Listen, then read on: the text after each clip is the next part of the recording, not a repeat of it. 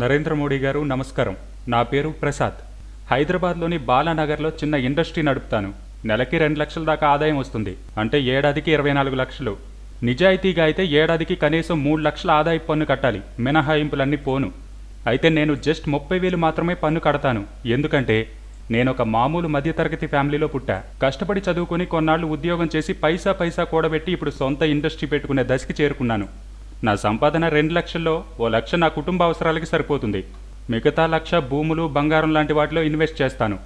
నేను ఖర్చు పెట్టే 1 లక్ష రూపాయల్లో దాదాపు 30,000 పరోక్ష పన్నుల రూపంలో ప్రభుత్వం రాబట్టుకుంటోంది. కిరాణా సరుకుల దగ్గర నుంచి టీవీ, మొబైల్ దాకా ఏది కొన్నా 20 నుంచి 30% పన్ను. ఇక ఫ్రెండ్స్తో మందు పార్టీ చేసుకుంటే 3,000 ఖర్చు. అయితే దాదాపు 60% ప్రభుత్వానికి పన్ను. కారుకి పెట్రోల్ కొట్టిస్తే లీటర్కి 30 రూపాయల పన్ను. కారు కొంటే అన్ని ట్యాక్స్లు కలిపి ప్రభుత్వానికి 1,50,000 చెల్లించా. ఇంటి స్థలం కొంటే 1,00,000 రూపాయలు రిజిస్ట్రేషన్ కోసం కట్టా.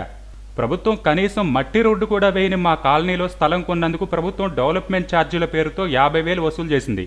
ప్రభుత్వ ఆసుపత్రులు ఎంత అధ్వానంగా ఉన్నాయో చూశాక, కార్పొరేట్ ఆసుపత్రులు ఎంత దోపిడీ చేస్తున్నాయో చూశాక తప్పక హెల్త్ ఇన్సూరెన్స్ పాలసీ తీసుకుంటే సిగ్గు కూడా లేకుండా ప్రభుత్వం దాని మీద సర్వీస్ ట్యాక్స్ వేసింది. దారి దోపిడీ దొంగలు దోచుకున్నట్టు ప్రతి దాని మీద, ఆఖరికి శ్మశానంలో శవదహనం మీద కూడా పన్నులేస్తున్న ప్రభుత్వం మాకు తిరిగి ఏమిస్తోంది? గవర్నమెంట్ స్కూల్లో మా పిల్లల్ని చేర్పిస్తే చదువు వస్తుందనే నమ్మకం ఉందా? గవర్నమెంట్ ఆసుపత్రిలోకి వెళ్తే ఆరోగ్యంతో తిరిగి వస్తామనే నమ్మకం ఉందా? దేశ రక్షణ, రోడ్లు వేయడం తప్ప చేస్తున్న అభివృద్ధి పనులేమిటో మాకు అర్థం కావట్లేదు. కారు కుంటే రోడ్ ట్యాక్స్, రోడ్డెక్కితే టోల్ ట్యాక్స్, టోలు తీసేస్తున్నారు కదా సార్. ఇక మా పన్నుల డబ్బు ఏమైపోతుంది? మా ఇండస్ట్రీలో పనిచేసే వారికి జీతం పెంచాలంటే వారు ఎంత పనిచేస్తారు, ఎలా పనిచేస్తారు అని ప్రతి ఏడు చూసి ఇంక్రిమెంట్ ఇస్తాం. కానీ ప్రభుత్వాలు ఏం చేస్తున్నాయి? ఉద్యోగి పనిచేసినా చేయకపోయినా, అధ్వానంగా చేసినా అందరికీ ఒకే జీతం, ఒకే ఇంక్రిమెంట్. మా సొమ్మంటే అంత లోకువా? పైగా మా పన్నుల డబ్బుతో జీతాలు తీసుకుంటూ మా పనులు చేయాలంటే ఫోజులు కొడతారు. 10 గంటలకు ఆఫీస్ అంటే 11 గంటలకు వస్తారు. లంచం లేకుండా ఒక్క పని కూడా చేయరు. మరెందుకు సార్ మేము ప్రభుత్వానికి పన్నులు కట్టాలి? ఇండస్ట్రీ నడవాలంటే కరెంటు వాళ్ల దగ్గర నుంచి ప్రతి ఒక్కరికి లంచాలు ఇవ్వాలి. అందరికీ కలిపి నెలకి సుమారు 10,000 నేను లంచం ఇవ్వాల్సి వస్తుంది. ఆ లంచాలన్నీ వైట్లో చూపించడం ఎలా సార్?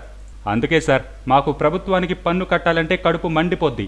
అలాగని నేను సామాజిక బాధ్యత లేనివాడిని కాదు సార్. మీరు సైనిక నిధికి విరాళం ఇవ్వమంటే 10,000 ఇచ్చా. మా దగ్గరలో ఉన్న అనాథాశ్రమానికి ఏడాదికి 20,000 ఇస్తా. మా ఊళ్ళో స్కూల్ బాగు చేస్తామంటే మా నాన్న పేరు మీద 1,00,000 డొనేషన్ ఇచ్చా. కానీ ప్రభుత్వానికి పన్ను కట్టాలంటే మాత్రం నాకు మనసు ఒప్పదు సార్. ఓకే, ఇదంతా గతం.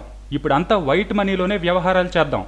మీరు డిసైడ్ చేస్తారు కాబట్టి నా దగ్గర ఉన్న 10 లక్షల బ్లాక్ మనీకి 30% అంటే 3 లక్షలు కట్టి మొత్తం వైట్ మనీలోకి మార్చుకుంటా.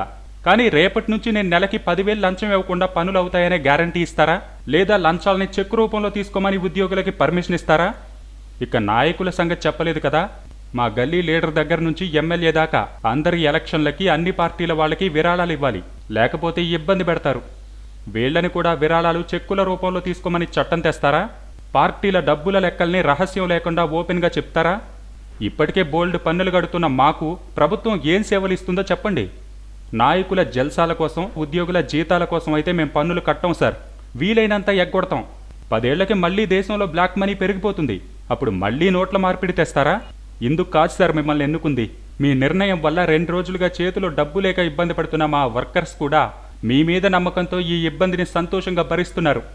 ముందు ఆ నమ్మకాన్ని నిలబెట్టుకోండి సార్. మేం కడుతున్న పన్నులకి న్యాయం చేయండి. అప్పుడు మేం కూడా న్యాయంగా పన్నులు కడతాం. 2 చేతులు కలిస్తేనే సార్ చప్పట్లు. మా చేయి రెడీ. మీ చేత కోసం ఎదురు చూస్తుంటాం.